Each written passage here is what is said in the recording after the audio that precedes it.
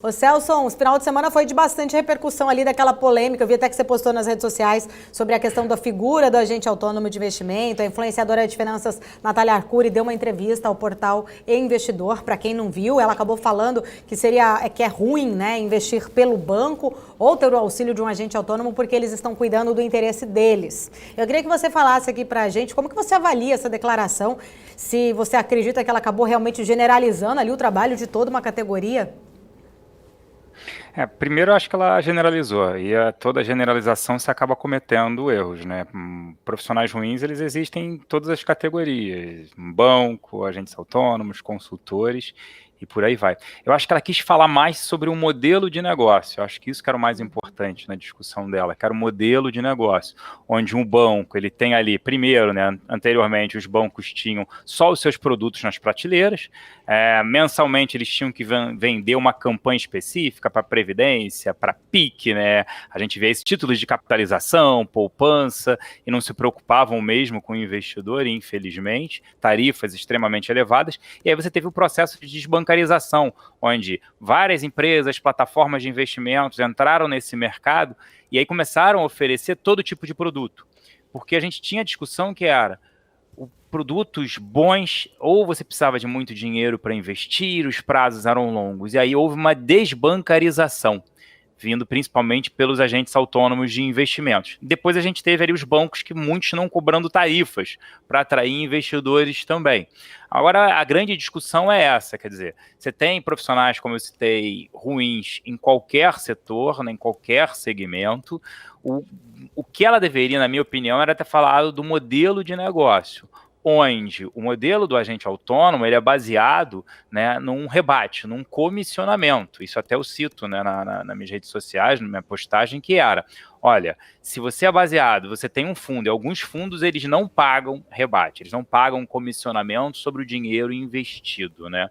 E outros que pagam rebate, imagine um agente autônomo que é remunerado por uma comissão, por um rebate. Aonde ele vai, que ele não pode recomendar produto, aonde ele vai falar para colocar o dinheiro, né? Ele é só um distribuidor, o investidor. Ele não vai trabalhar de graça, é normal, isso não existe. Então vai ter sempre acaba tendo esse conflito.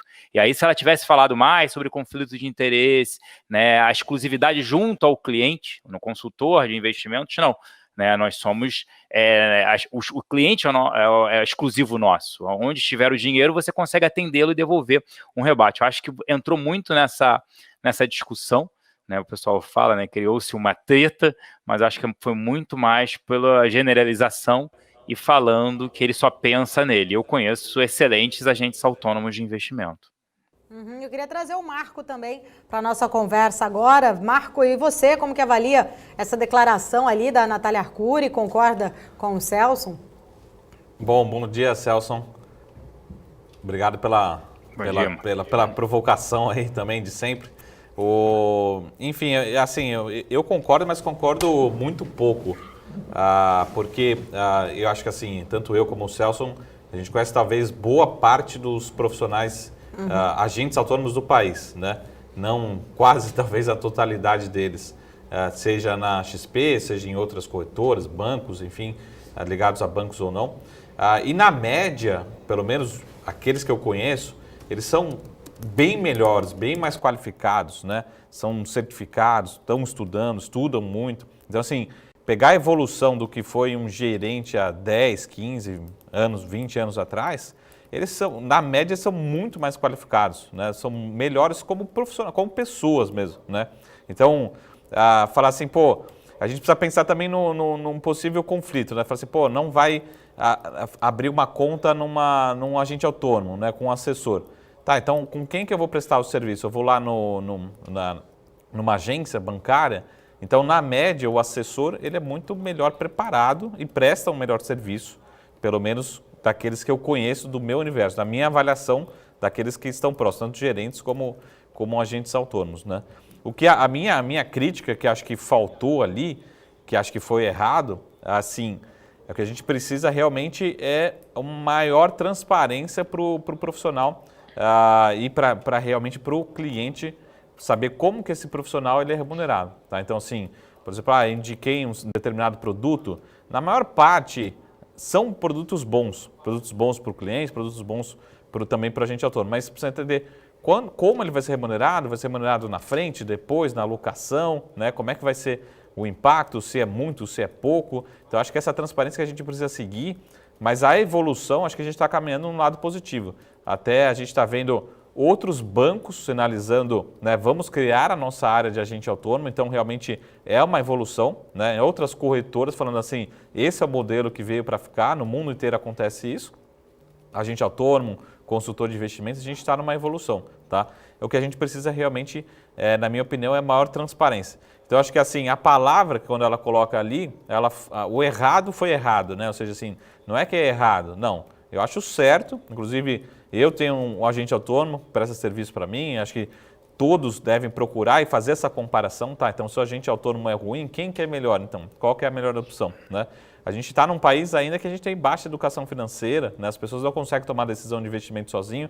Eu acho que é isso que ela precisa. Parece que realmente, na frase ali, de repente ela está dando 2, 3 passos para trás, né? Então, o agente autônomo também é um formador de opinião, também está no processo de educação financeira e acho que o grande erro ali, ou talvez um grande ponto para a gente evoluir, realmente é a maior transparência do assessor, tá? Então, de novo, pelo contrário, eu não acho que é errado, pelo contrário, acho que a gente tem que procurar mais assessores, procurar os bons profissionais, e tem bons profissionais em todas as áreas, tem péssimos profissionais em todas as áreas, profissionais ruins.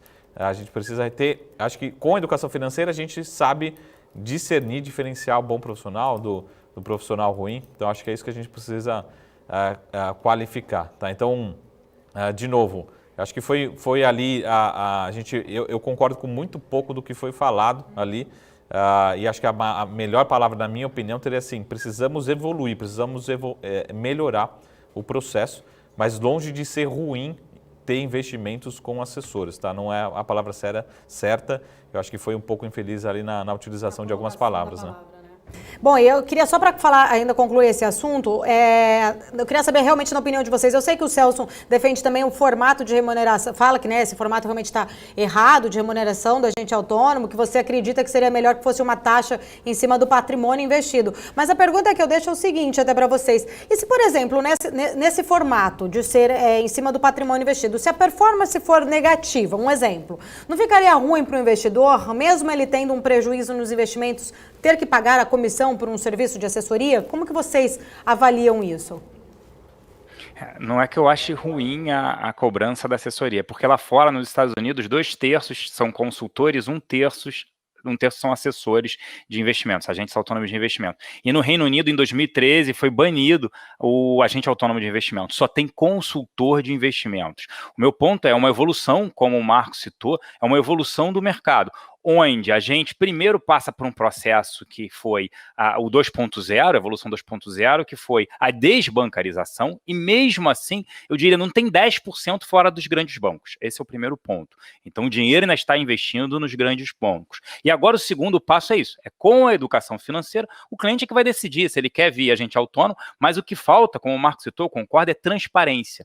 Porque muitos clientes e investidores não sabem quanto eles pagam por um produto. Então, eles vendem é recomendado um COI, Certificado de Operações Estruturadas. Não fala-se que o ganho pode ser de 2,25, o rebate, o comissionamento na cabeça. Não tem essa informação, fora a liquidez num tipo de investimento como esse. Então, se tiver mais transparência, até porque muitos investidores achavam que eles estavam pagando muito mais. Sobre essa pergunta o retorno negativo em relação ao patrimônio, difícil ter um retorno negativo, ele teria que ter uma exposição muito grande à renda variável, essa é a grande verdade, e mesmo assim, particularmente eu como consultor não recomendaria um percentual tão grande assim em renda variável. Olha o que a gente está olhando, Ibovespa, por exemplo, eu não gosto de olhar o principal índice da Bolsa Brasileira porque a rentabilidade média dele não chega a 10% nos últimos 20 anos ao ano, mas bons fundos entregam muito mais que 20% ao ano nos últimos 20 anos também, 15 anos, dependendo do prazo ali do track record dos fundos em relação a isso. Mas,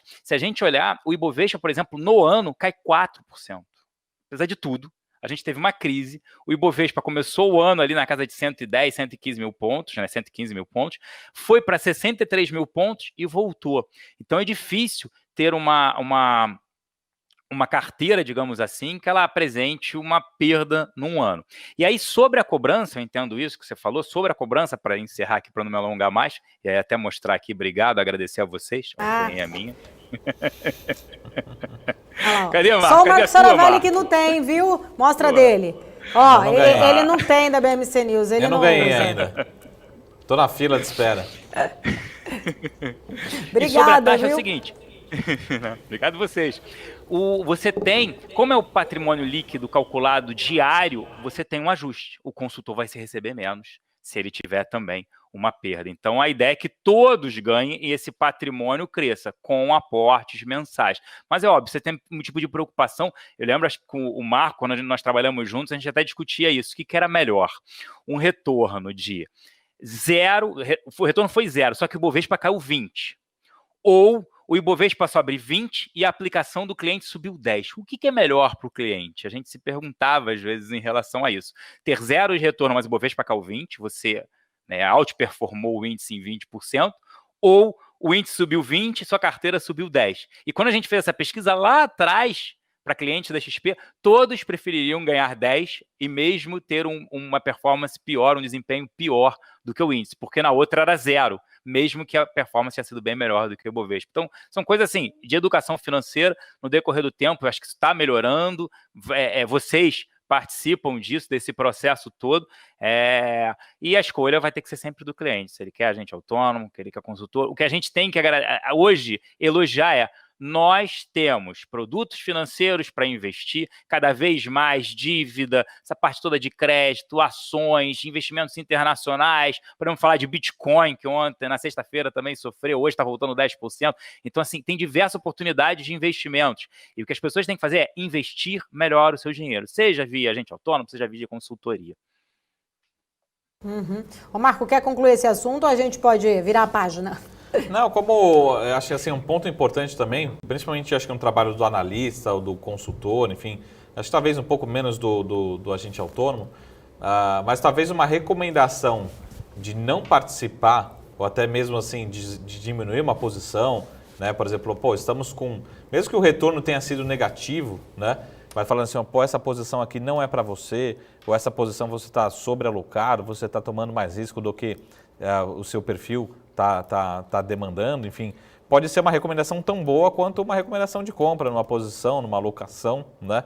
Então, às vezes, não necessariamente o retorno, é uma questão muito difícil, né? Mas não necessariamente só o retorno também deve definir uma remuneração de um profissional de investimento, né?